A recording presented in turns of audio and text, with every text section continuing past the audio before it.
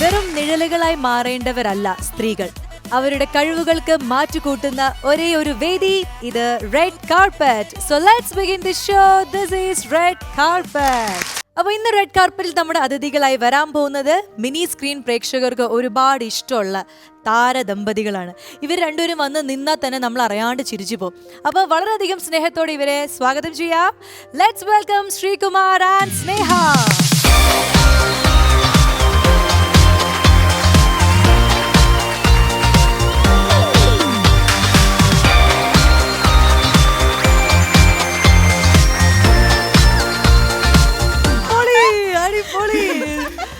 ഞങ്ങൾ അറിയാണ്ട് തളർന്നു പോയി, അതുകൊണ്ട് ഞങ്ങൾ മാറി നിന്നു.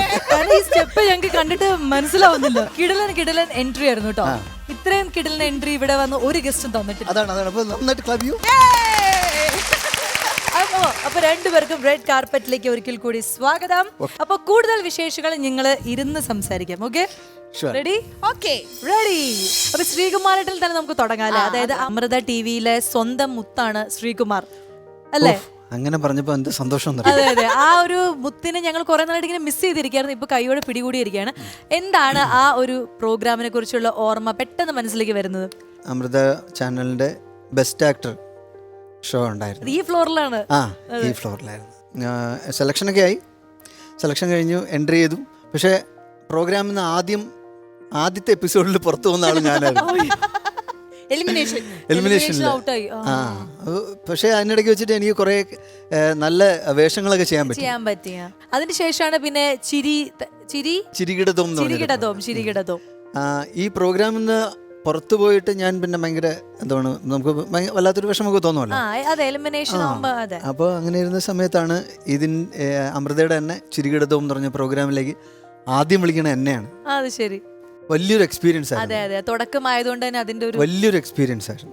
അതെ, ഉണ്ണിസാറാണ് അത് ഡയറക്റ്റ് ചെയ്തതും. യെസ്. അപ്പോൾ ആ ഒരു കരിയർ ഇങ്ങനെ നന്നായി മുന്നോട്ട് പോകുന്നു. ഈ എന്താ പറയാ, ശ്രീകുമാരേട്ടനെ കുറിച്ച് അറിയാത്തൊരു കാര്യം എന്റെ കയ്യിലുണ്ട്. എന്താടി എന്നോട് വേറൊന്നുമല്ല, അതായത് ശ്രീകുമാരേട്ടൻ അടിപൊളി ഒരു കേരള നടനഭൂഷണം കിട്ടിയ ഒരാളാണെന്നല്ലേ. കേരള നടനം നന്നായി ചെയ്യുന്ന ഒരു ആർട്ടിസ്റ്റ് ആണെന്ന് അതെല്ലാവർക്കും അറിയണ്ടാവില്ല. ഇല്ല, കേരള നടനം പഠിച്ചിരുന്നു സ്വാതി തിരുനാൾ കോളേജിൽ. അപ്പോൾ എൻ്റെ എക്സാമൊക്കെ ചെയ്തിരുന്നു. പക്ഷേ ആ സമയത്ത് തന്നെ ഞാൻ ഈ പ്രോഗ്രാമുമായിട്ടൊക്കെ പുറത്തൊക്കെ പോകുമായിരുന്നു. അപ്പോൾ അതുകൊണ്ട് എനിക്കതിൽ ഫോക്കസ് ചെയ്യാൻ പറ്റിയിട്ടില്ല. സ്നേഹിച്ചിയുടെ കാര്യത്തിലേക്ക് പറയുകയാണെങ്കിൽ കഥകളി, ഓട്ടംതുള്ളല്, ഡാൻസ്, പിന്നെന്താ പാട്ടുണ്ടോ? ഇല്ല, പാട്ടില്ല.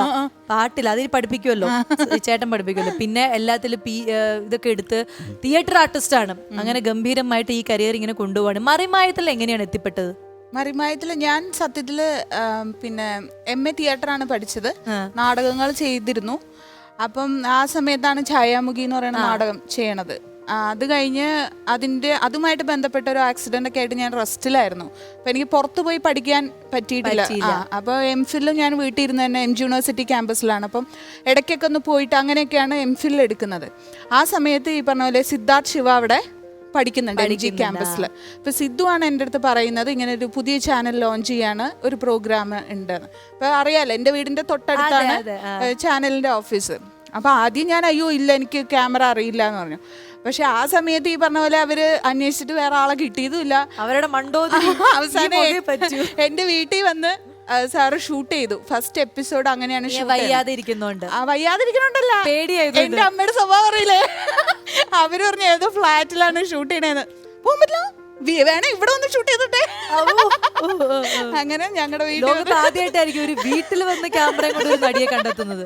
ഛായാമുഖി അപ്പൊ അതിലെങ്ങനെ വന്നു? ഞാൻ വിചാരിച്ച മറിമായത്തിന് ശേഷമാണ്. അല്ലല്ല, ഇത് ടെലിവിഷനും സിനിമയ്ക്കും ഒക്കെ മുമ്പ് എനിക്ക് അങ്ങനെ ഒരു ഭാഗ്യം കിട്ടി. ലാലേട്ടന്റെ കൂടെ സ്റ്റേജ് എക്സ്പീരിയൻസ്, അത് വലിയൊരു സംഭവമാണ്, അറിയാലോ നിനക്ക്. അപ്പോൾ അത് ഒരു ഭാഗ്യം തന്നെയാണ്. അത് ഞാൻ MA പഠിക്കുന്ന സമയത്താണ്. MA നാടകമാണ് ഞാൻ പഠിച്ചത്. അപ്പോൾ അതിന് അക്കാഡമി ഫെസ്റ്റിവലിൽ ഞാനൊരു നാടകം ചെയ്തിരുന്നു. അതിന്റെ ജഡ്ജായിരുന്നത് മുകേഷ് ഏട്ടന്റെ പെങ്ങള് സന്ധി ചേച്ചിയാണ്. ഒപ്പം ഈ ഛായാമുഖിയുടെ അസോസിയേറ്റ് എൻ്റെ സീനിയർ ആയിരുന്ന നവാസിക്കയാണ്. ഇവർ രണ്ടുപേരുമാണ് എന്നെ അതിലേക്ക് സെലക്ട് ചെയ്തത്. അപ്പൊ ഈ മറിമായത്തിലൂടെ നിങ്ങൾ എപ്പോഴാണ് മനസ്സൊന്ന് മാറി ചിന്തിക്കാൻ തുടങ്ങിയത്? അല്ല, മനസ്സ് മാറി ചിന്തിക്കാൻ തുടങ്ങിയ പിന്നെ കുറേ നാൾ കഴിഞ്ഞിട്ടൊക്കെയാണ് ഞങ്ങൾ സംസാരം തന്നെ തുടങ്ങിയത്. പൊതുവെ അറിയാലോ കുറച്ചൊന്ന് സംസാരിക്കാനൊക്കെ ബുദ്ധിമുട്ടുള്ള ആളാണ്. ഇപ്പം ഞാൻ മനസ്സിലാക്കി സംസാരിച്ചില്ലെങ്കിൽ പ്രശ്നമാണ്. ഇപ്പൊ അതിലോട്ട് ഇറങ്ങിയിട്ടുണ്ട്. ഭയങ്കര സംസാരമായോ? തുടങ്ങിയിട്ടുണ്ട് ഞാൻ ചെറുതായിട്ട്. അപ്പൊ ഈ ഇപ്പോഴത്തെ തെലുങ്ക് സിനിമയിൽ എത്തി നിൽക്കാണ്. അതായത് നമ്മുടെ അമൃത ടിവിന്ന് ഇങ്ങനെ വന്ന് അങ്ങനെ വന്ന് എല്ലാം കഴിഞ്ഞിപ്പോ തെലുഗു സിനിമയിൽ ലിംഗുസ്വാമി അദ്ദേഹത്തിന്റെ പടത്തിലാണ്. തെലുങ്ക് സിനിമയുടെ ഒരു എക്സ്പീരിയൻസ്, ആദ്യത്തെ തെലുഗു മൂവി അല്ലേ? പിന്നെ ആണ്. അത് മാത്രല്ല, അതിന് മുമ്പ് ഒരു സന്തോഷം പറയട്ടെ, അതും അമൃത ടിവിയിലൂടെ തന്നെയാണ് ആദ്യമായിട്ട് നമ്മൾ പബ്ലിക്കായിട്ട് പറയണത്. ഇതുവരെ സോഷ്യൽ മീഡിയയിൽ പോലും നമ്മൾ ഡയറക്ടറുടെ പേരൊന്നും പറഞ്ഞിട്ടില്ല. ഒന്ന് ഹൈദരാബാദ് പോയിന്നേ ഇട്ടിരുന്നുള്ളൂ, തെലുഗു സിനിമ എന്ന് ഇട്ടിരുന്നു. ഡയറക്ടറുടെ പേര് ഇപ്പൊ ആദ്യമായിട്ടാണ് പറയണത്. അടിപൊളി. അപ്പൊ അത് വലിയൊരു പ്രൊജക്റ്റ് ആണ്. സോ എങ്ങനെ ഉണ്ടായിരുന്നു വർക്കിംഗ് എക്സ്പീരിയൻസ്? കഴിഞ്ഞോ ഷൂട്ട് അതെയോ നടന്നുകൊണ്ടിരിക്കുകയാണ്. അടുത്ത ഷെഡ്യൂള് ഹൈദരാബാദ് വെച്ചിട്ടാണ്. വേറൊരു മൂവിയും തെലുങ്കിൽ ചെയ്തു. വേറൊരു മൂവി കൂടി ഇതിന്റെ കൂടെ തന്നെ അവിടെ പോയപ്പോ ആദ്യം അതാണ് ചെയ്തത്. അതും ഷെഡ്യൂളായിട്ടിരിക്കുകയാണ്. വില്ലനാണോ കൊമേഡിയൻ ആയിട്ടാണോ അതെയോ സീരിയസ് റോളാണോ നായകനാണോ എന്താണ് സംഭവം? അത് പറയാൻ പറ്റില്ല. ഇല്ല, പറയാൻ പറ്റാതെ ചെറുതായിട്ട് പറഞ്ഞാൽ തീട്ടോ, വെറുതെ ഇനി അവിടെ ചെല്ലുമ്പോ അവര് എന്തിനാണോ നീ പോയിട്ട് മലയാളത്തിൽ ചെറുതായിട്ട്. അതായത് വില്ലനാണോ? അല്ല, അത് മതി, അത്ര അറിഞ്ഞാൽ മതി. വില്ലനല്ല, ശ്രീകുമാർ തെലുങ്കിൽ പോയി അഭിനയിക്കുന്ന വില്ലനല്ല എന്ന് മാത്രമാണ് നമ്മളിപ്പോ അറിയുന്നുള്ളൂ. ബാക്കിയുള്ള വിശേഷങ്ങൾ വരുന്ന സമയങ്ങളിൽ സോഷ്യൽ മീഡിയയിലൂടെ അദ്ദേഹം തന്നെ അപ്ലോഡ് ചെയ്യുന്നതായിരിക്കും. പോരെ? ഓക്കെ. അപ്പൊ ഇനി സ്നേഹിച്ചയുടെ പുതിയ വിശേഷം എന്തൊക്കെയാണ്? എനിക്ക് അങ്ങനെ പ്രത്യേകിച്ച് പുതിയ വിശേഷമൊന്നുമില്ല, എല്ലാം നന്നായിട്ട് തന്നെ നടക്കുന്നു. അപ്പൊ ഇനി നമുക്ക് എന്താന്ന് വെച്ച് കഴിഞ്ഞാൽ ശ്രീകുമാരേട്ടൻ്റെ ഒരു പാട്ട് നമുക്ക് വളരെ അത്യാവശ്യമായിട്ട് കേൾക്കേണ്ട ഒരു സമയമായിരിക്കാണ്. കാരണം നല്ലൊരു ഗായകനാണെന്നുള്ളത് ഒരുവിധം പ്രേക്ഷകർക്കൊക്കെ അറിയായിരിക്കും. ഏത് പാട്ടാണ്? മലയാളമാണോ, ഹിന്ദിയാണോ, തെലുഗു ആണോ? നമുക്ക് മലയാളത്തിൽ നിന്ന് സ്റ്റാർട്ട് ചെയ്തിട്ട് അങ്ങനെ അറബിയിലേക്ക് പോവും. നല്ല സോങ് സെലക്ഷൻ പറയാതിരിക്കാൻ വയ്യ. അതിന് പാടുന്ന കേൾക്കാനും അതിങ്ങനെ കാണാനും ഒക്കെ അടിപൊളിയായിരുന്നു. ഗംഭീരം. സ്നേഹിച്ച് എങ്ങനെയാ ഒരു രാവിലത്തെ റൊട്ടീൻ എങ്ങനെയാണ്? രാവിലെ എത്ര മണിക്ക് എഴുന്നേക്കും? മനഃപൂർവ്വം നീ മടീനെ പറ്റി പറയരുത്. കാരണം എന്താ അറിയാ, ഇവൾ എന്റെ അടുത്ത് ഓട്ടം തുള്ളൽ പഠിക്കാൻ തുടങ്ങിയിട്ട് കാലത്രായി നേകി. അവൾ ഇതുവരെ എന്താ പഠിച്ചെന്ന് നേകി. ഞാൻ പഠിച്ചു. അത് മാത്രം പഠിച്ചു. ഒരുപാട് പേരെ ഓട്ടംതുള്ളൽ പഠിപ്പിക്കുന്നു. അതെ, ഓട്ടംതുള്ളൽ ഗുരുവായിട്ട് ഇങ്ങനെ വിലസാണ്. പക്ഷെ എനിക്ക് എന്താണെന്ന് അറിയില്ല, എനിക്ക് മുന്നോട്ട് പഠിക്കാൻ പറ്റും. കാരണം എന്താ അറിയാം, നമ്മൾ ഓട്ടംതുള്ളൽ പഠിക്കാൻ തന്നെ പോകും. പക്ഷെ ഈ ചേച്ചി നമ്മളെ പ്രലോഭിപ്പിച്ച് മസാലോശ കഴിക്കാൻ കൊണ്ടുപോകും. ഒന്നല്ല, അവളുടെ മെയിൻ പ്രശ്നം വെച്ചാൽ അവൾക്ക് പ്രാക്ടീസ് ചെയ്യാൻ പറ്റില്ല. അതന്നെ ഇന്ന് പഠിപ്പിച്ചത് നാളെ അവൾ അതന്നെ പഠിക്കണം. മറ്റേത് പഠിച്ചാലല്ലേ വേറെ പഠിപ്പിക്കാൻ പറ്റുള്ളൂ. സ്നേഹിച്ചൊരു ഓട്ടംതുള്ളൽ നമുക്ക് കാണണ്ടേ? അത് വേണ്ടേ? പിന്നെ ശ്രീകുമാരേട്ടന് സ്ഥിരം കാണുന്നതായിരിക്കും, പക്ഷെ നമ്മൾ പ്രേക്ഷകർ അങ്ങനെ കാണാറില്ലല്ലോ. അപ്പോ judges please note chest number 305 വേദിയിൽ ഓട്ടംതുള്ളൽ മത്സരം ആരംഭിക്കുകയാണ്.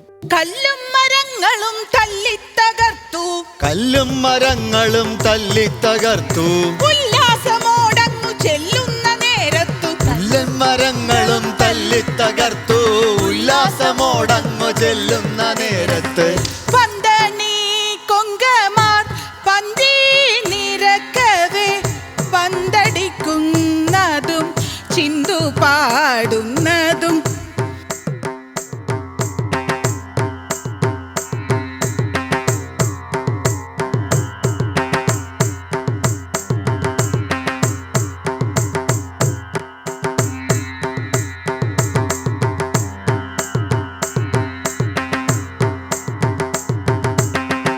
പന്തടിക്കുന്നതും ചിന്തു പാടുന്നതും. എന്താ പാടത്തെ? ഞങ്ങളോട് കൊങ്ങണ പാടണ്ടെന്നല്ലേ പറഞ്ഞത്. പിന്നെ ഞങ്ങളിങ്ങനെ പാടും. അപ്പൊ ഇനി നമുക്ക് അതായത് ഒരു ഗെയിമിലേക്ക് പോകാനുള്ള ഒരു സമയമായിരിക്കും. അത് വേണ്ട, ഏട്ടൻ പാടും. പാടുമല്ലോ, ഇനിയും പാടും. അതിനുള്ള സമയമുണ്ട്. ഗെയിമിനേക്കാൾ നല്ലത് പാട്ടാണ്. പാട്ടല്ല, അതുപോലെ ഡാൻസ്, അങ്ങനെയുള്ള. അതെ, പക്ഷെ ഈ ഗെയിം എന്ന് വെച്ചാൽ നിങ്ങള് കാണുന്ന പ്രേക്ഷകർ ആഗ്രഹിക്കുന്ന ഒരു ഗെയിമാണ്. മനപ്പൊരുത്തം, നിങ്ങളുടെ കാര്യങ്ങൾ, വിശേഷങ്ങൾ നമ്മൾ ചോദിക്കും. അപ്പൊ യെസ് ഓർ നോ, അല്ലെങ്കിൽ അതെ സ്നേഹയാണ്, ഞാനാണ്, ശ്രീകുമാറാണ്, അങ്ങനെ പറയണം. അത്രേ ഉള്ളൂ. റെഡി? ചെറിയൊരു പ്രോപ്പർട്ടീസ് ഉണ്ട്. പിന്നെ എനിക്ക് ചോദ്യം ചോദിക്കാൻ ഉത്തരം എനിക്ക് അറിയാം. അത് അപ്പൊ ഇവരുടെ മനപ്പൊരുത്തം എങ്ങനെയാണെന്ന് അറിയാൻ പോവാണ്. ഏതാനും നിമിഷങ്ങൾക്കുള്ളിൽ നമ്മൾ അത് അറിയും. എന്നിട്ടാണ് ഇവരെ വീട്ടിലേക്ക് പറഞ്ഞു വിടുന്നത്. ശ്രീകുമാരേട്ടൻ ഭയങ്കര ഗൂഢമായ ആലോചനയിലാണ്. നമ്മൾ ഇവരുടെ കയ്യിൽ ബോർഡുകൾ കൊടുത്തിട്ടുണ്ട്. അപ്പൊ ഞാൻ ചോദിക്കുന്ന ചോദ്യത്തിന് ആരാണ് ശ്രീകുമാരേട്ടനാണോ സ്നേഹയാണോ ആ ചോദ്യങ്ങൾക്ക് ഉത്തരം എന്നുള്ളത് നിങ്ങൾ ഈ ബോർഡ് പൊക്കി കാണിക്കണം. ഇല്ല, ഞങ്ങൾ മനപ്പൊരുത്തം അല്ലെങ്കിൽ എന്തായിരിക്കും സംഭവിക്കുക? മനപ്പൊരുത്തം അല്ലെങ്കിൽ നിങ്ങൾ അടിച്ചു പിരിയൽ ഞാൻ എന്ത് ചെയ്യാനാ? അതാണ് ഇവളുടെ ലക്ഷ്യം. നിങ്ങളുടെ ലക്ഷ്യം എന്താണെന്ന് അറിയണം. അതാണ് എനിക്ക് ഇപ്പോഴാണ് ഇപ്പൊ മനസ്സിലായത്. സംതൃപ്തിയായില്ലേ? ഇനി നമ്മള് ചേട്ടാ ചോദ്യങ്ങൾ നന്നായിട്ട് ശ്രദ്ധിച്ചു വേണം പൊക്കാൻ കേട്ടോ, മാറിപ്പോരുത്. Yes, ready? റെഡി. അപ്പൊ ആദ്യത്തെ ചോദ്യം, നിങ്ങൾക്കിടയിൽ കൂടുതൽ ചളി പറയുന്നത് ആരാണ്? ഓക്കെ, നല്ല ചോദ്യം. ചേട്ടാ പൊക്ക. ശ്രീകുമാർ, ശ്രീകുമാർ, രണ്ടുപേരും ശ്രീകുമാർ. ഇത്ര ചളി പറയോ? എന്താ ചേച്ചി കാരണം ഇത്ര ചളി പറയണം? ഈ മുഖം കണ്ട തോന്നില്ലല്ലോ അങ്ങനെ. നമ്മള് ഭയങ്കര സീരിയസ് ആയിട്ട് സംസാരിക്കുമ്പോഴേ അതിന്റെ ഇടയിൽ കൂടി ഒരു പൊട്ട കോമഡി കൂടെ പറയില്ല, നമുക്ക് ചിരിക്കാനെന്ന് അടുത്തിടെ പറഞ്ഞ ചളി ഓർമ്മയുണ്ടോ? ഓ, അതെപ്പോഴും അങ്ങനെ. അത് നീ എനിക്കിട്ടൊന്ന് ആക്കിയതാണല്ലോ. ഇനി അടുത്തത്, പുറത്തു പോകുമ്പോൾ കൂടുതൽ ലേറ്റ് ആവുന്നത് ആരാണ്? Sreekumar and Sreekumar, correct. അടുത്തത്, വഴക്കുണ്ടായി കഴിഞ്ഞാൽ ആദ്യം സോറി പറയുന്നത് ആര്?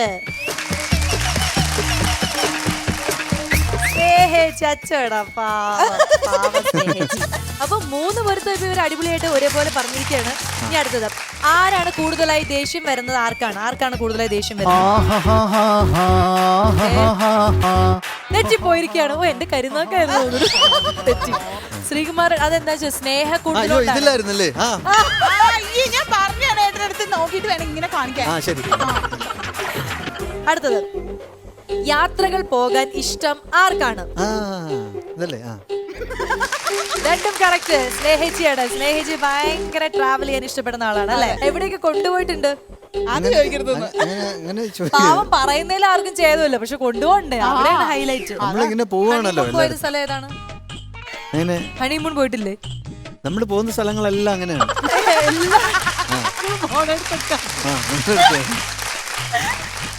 ഇനി അടുത്തത്, കാശ് കൂടുതൽ ചിലവാക്കുന്നത് ആരാണ്?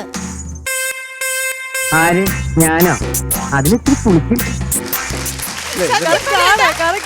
സ്നേഹിച്ച് തന്നെ. അടുത്തത്, ആരാണ്? അതെനിക്ക് അറിയാം. എന്ത്? ആരാണ് ഭക്ഷണപ്രിയ സ്വഭാവം കൂടുതലുള്ളത്? എനിക്കറിയാം. ഓ, സ്നേഹിച്ചി. എനിക്കറിയായിരുന്നു അത് സ്നേഹിച്ചി തന്നെയാണ്. ഈ കവിള് കണ്ട അറിയാലോ. ഈ ഭക്ഷണം കൃത്യസമയത്ത് കിട്ടില്ലെങ്കിൽ ചേച്ചി ദേഷ്യപ്പെടുവോ? മുഖത്തെ വിഷമം കാണാനുണ്ട്. അടുത്തത്, ഇനി ഇതെനിക്ക് ചിരിക്ക് വയ്യ. എനിക്ക് ആർക്കാണ് വിവരം കുറവ്? വിവരമില്ലാത്തത്. വിവരമില്ലാത്ത എപ്പോഴും പൊട്ടത്തരം. എപ്പോഴും പൊട്ടത്തരം പറയുന്നത്. ഓക്കെ. അപ്പൊ ഇവിടെ രണ്ടുപേരും തെറ്റിയിരിക്കുകയാണ്. ചേച്ചി പറഞ്ഞിരിക്കുന്നത് ചേട്ടനാണെന്ന്. വിവരമില്ലാത്തത് അപ്പൊ അതായത് ഇവർ രണ്ടുപേരുടെയും വിവരക്കുറവിനെ കുറിച്ച് ഏകദേശം നമ്മുടെ പ്രേക്ഷകർക്ക് ഒരു ധാരണയായി. ഇനി ആർക്കാണ് നന്നായി കുക്ക് ചെയ്യാൻ അറിയാവുന്നത്? അതാണ് എന്റെ ജോലി. അയ്യോ, ആർക്കാണ് നന്നായി കുക്ക് ചെയ്യാൻ അറിയുന്നത്? യെസ്, സ്നേഹ. രണ്ടുപേരും ഉത്തരം കറക്റ്റായിട്ട് പറഞ്ഞിരിക്കുകയാണ്. Very good. ഏറ്റവും നല്ല വായ നോക്കി. ഞാനങ്ങനെ നോക്കാറില്ല. വേഗം ആട്ടെ. ഇത് എന്താ കാണിച്ചു? അല്ല, പക്ഷെ അങ്ങോട്ട് തിരിച്ചു വെക്കുക. ഞങ്ങൾ രണ്ടുപേരും നോക്കാറില്ല. ഓ, പക്ഷെ ശ്രീകുമാറിട്ട് നോക്കുന്നു പറഞ്ഞു ചേച്ചി. വായി നോക്കുന്ന പറയുമ്പോ എന്താ ഉദ്ദേശം? അതായത് പയ്യനെ കണ്ട വായി നോക്കി. ഇപ്പൊ നമ്മള് 3 പേരും യാത്ര പോകാന്ന് നോക്കിയാ നല്ല ചെക്കന്മാർ ഇങ്ങനെ പോകുന്നു. അപ്പൊ ഞാനും സ്നേഹിച്ച് കൊള്ളാം എന്ന് പറയും. അപ്പൊ ചേട്ടൻ അവിടെ ഒരു പെണ്ണ് കണ്ട് കൊള്ളാലോ എന്ന് പറയും. അതാണ് വായനോട്ടം. മനസ്സിലായോ?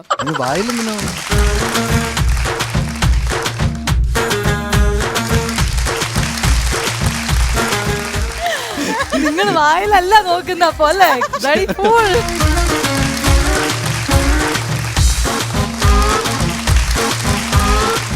എന്തായാലും ആരാണ് വായ നോക്കി എന്നുള്ളത് ഏകദേശം എല്ലാവർക്കും മനസ്സിലായിരിക്കും. മൊബൈൽ കൂടുതൽ ഉപയോഗിക്കുന്ന ആരാണ്? മൊബൈൽ കൂടുതൽ ഉപയോഗിക്കുന്നതോ? വേഗം പൊക്കം അങ്ങോട്ട്. വീണ്ടും തെറ്റിയിരിക്കുകയാണ്. ചേച്ചി പറഞ്ഞത് ചേട്ടനാണെന്ന്. ചേട്ടൻ പറയും ചേച്ചി. പറ ചേച്ചി, എന്താണ് ഏറ്റവും കൂടുതൽ ആരാ മൊബൈൽ നോക്കുന്നത്? ഏട്ടൻ തന്നെ നോക്കുന്നത്. അതായത് ഞാൻ അടുക്കളയിൽ പണി ചെയ്യുമ്പോഴെങ്കിലും മൊബൈൽ നോക്കാതിരിക്കൂല. ഏട്ടൻ പക്ഷെ അങ്ങനെയല്ല. എണീക്കുമ്പോൾ തൊട്ട് യൂട്യൂബിലെ പാട്ട്, മറ്റേ ഫേസ്ബുക്കിലെ പാട്ട്, അല്ലെങ്കിൽ ഏതോ എന്താ ഗുസ്തി റെസ്ലിംഗ് അത് കാണും. ശരിയാണ്, അങ്ങനെയാണ് ഞാൻ. അപ്പൊ സമ്മതിക്കും ഏറ്റവും കൂടുതൽ മൊബൈൽ നോക്കുന്നത് ഞാനാണെന്ന് സമ്മതിക്കും. ഞാൻ യെസ്, പക്ഷെ മനപ്പുറത്തില്ല, അത് വേറെ കാര്യം. ഇനി അടുത്തത്, നിങ്ങൾക്കിടയിൽ ആരുടെ അഭിനയമാണ് കൂടുതൽ ഇഷ്ടം? അതെങ്ങനെ ഉത്തരം പറയും? ഇയാളെ കൊണ്ട് ഞാൻ തോറ്റു.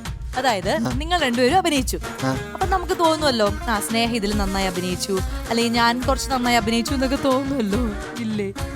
നീ എന്ത് തേങ്ങയാണ് പറയുന്നേ? ഈ ചേച്ചി എന്ത് മിടുക്കിയായിട്ടാണ് ആൻസർ പറഞ്ഞേക്കണ നോക്ക്. നിങ്ങൾക്കൊരു ആൻസർ പറഞ്ഞ എന്താ? ഇത്രേ ഉള്ളൂ. പക്ഷെ ഉത്തരം നിങ്ങൾ മനപ്പുറത്തുമില്ല. ചേച്ചിയുടെ അഭിനയമാണ് ചേട്ടൻ ഇത് നിന്റെ പൊട്ട ചോദ്യം കാരണം സംഭവിച്ച ഈ പൊട്ട ചോദ്യമൊക്കെ വെട്ട്. സത്യത്തിൽ കറക്റ്റ് ആയി ചോദ്യത്തിനൊക്കെ നമ്മൾ കറക്റ്റ് ഉത്തരം അറിയണം. ഇവളുടെ പൊട്ട ചോദ്യത്തിലെ പെട്ടു.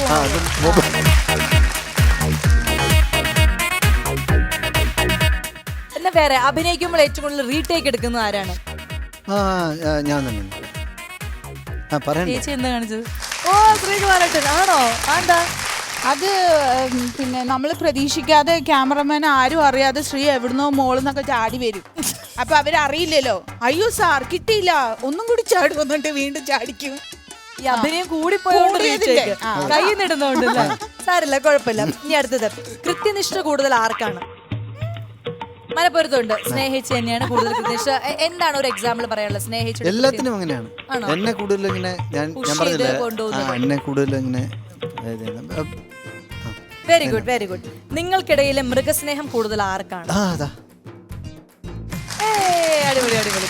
അപ്പൊ അവിടെയും സ്നേഹിച്ചിക്കാണ്. സ്നേഹിച്ച് ഈ ഓസ്കാറിനെ എപ്പോഴും പുറത്തൊക്കെ പോകുമ്പോൾ മിസ് ചെയ്യുന്ന ഒരാളാണ് അല്ലെ? ഇത് എന്ന് മുതലാണ് ഈ മൃഗസ്നേഹം വന്നോടെ നമ്മൾ? അതെ. അപ്പൊ എന്തായാലും ഈ 15 ചോദ്യങ്ങളിൽ 10ൽ 10 പൊരുത്തം നിങ്ങൾ നേടിയിരിക്കുകയാണ്. നമ്മൾ തന്നെ ഭയങ്കര പൊരുത്തമാണ്, ഇപ്പോഴാണ് മനസ്സിലാക്കിയത്.